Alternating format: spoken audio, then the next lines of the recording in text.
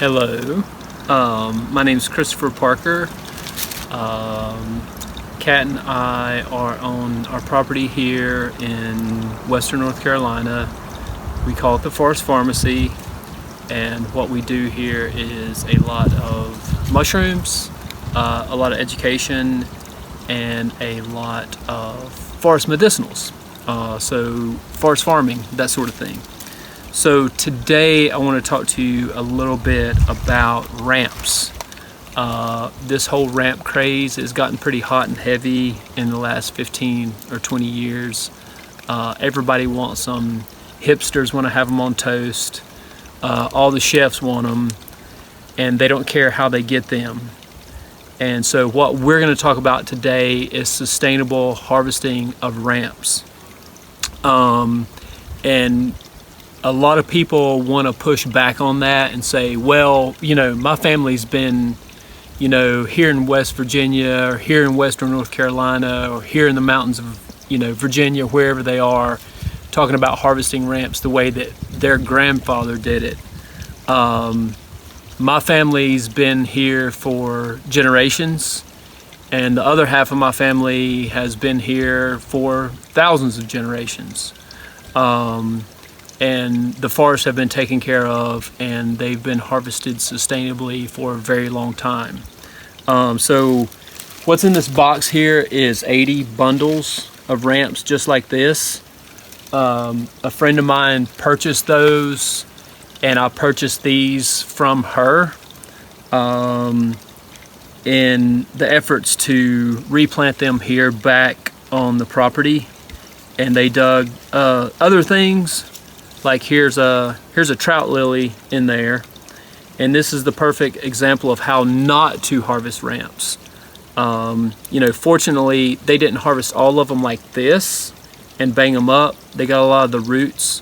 These have been harvested for about 24 hours. But the proper way to harvest ramps is to either take a leaf or take the very top. Leave the bulb intact, and don't do it every year. My grandfather actually told me the way to harvest ramps was to never harvest out of a patch that's, say, 3 feet in diameter. If you're going to harvest out of a patch, make sure it's a lot larger than that.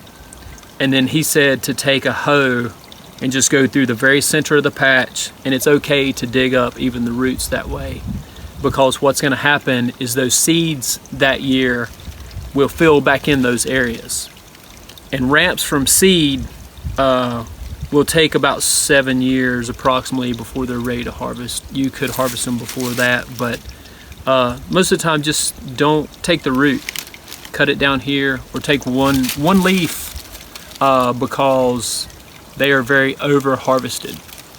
So they're very over harvested, and what we're going to do here today is we're going to replant all of these ramps that still have the leaves. The ones like this, we will eat 90% of these bunches.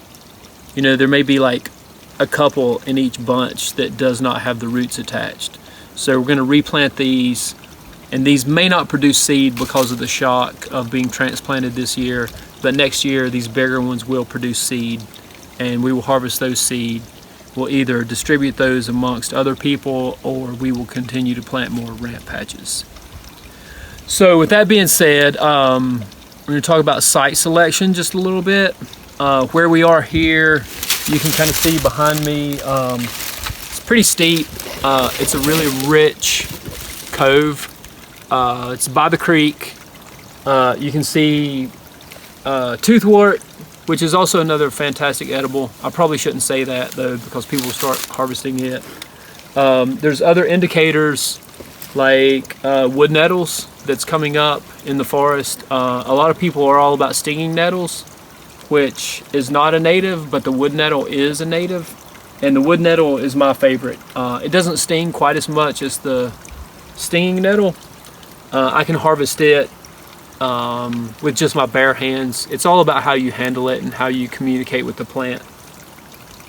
So the wood nettles typically are a good indicator that there's a lot of there's a lot of richness to the soil. So there's usually a lot of topsoil, or at least a lot of nutrients there. So yeah, and what we're going to do with the ramps, like the ones that are really young like this have just emerged, I'll just transplant this straight into the soil. Some of these, like this one, which is a big one, it's got 3 big leaves. I'll snap off that dead leaf before I transplant it, and I'll probably also trim the top part of the leaves, because with that transplant shock, what's going to happen is it's going to try to supply nutrients to the whole leaf.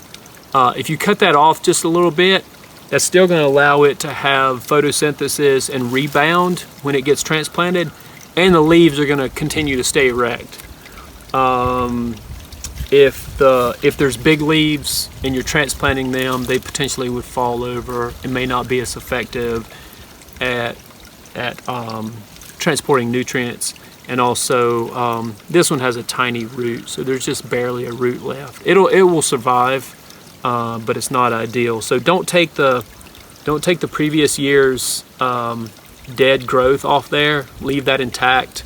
It kind of protects it, and also as it decays, it will also provide nutrients, and a lot of microbes in the soil will feed on this, and then the plant therefore will feed on their dead bodies and their frass, or either mycorrhizal connections that happen with that. So basically, all you're going to want to do is take your trowel or dig with your hands, whatever. Dig a small little divot. Plant it back up to about where it came out of the soil. Best case scenario.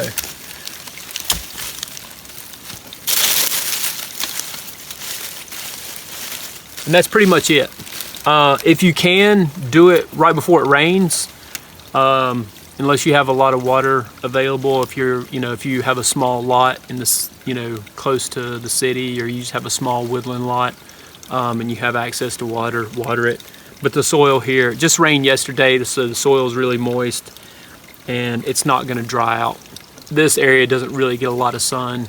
It's pretty dark, and it gets limited amount of sun even this time of year. So we're like the very first part of April, I think, right? Yeah, the first part of April. So yeah, and that's just about it. So we're going to be plugging away, planting all these ramps. I got 80 bundles in here, and there's probably at least 7-8 ramp individual bulbs, and so it's going to be a lot of ramps. So I'm excited to get a hold of this, but unless you're going to replant them, do not support people who dig ramps like this.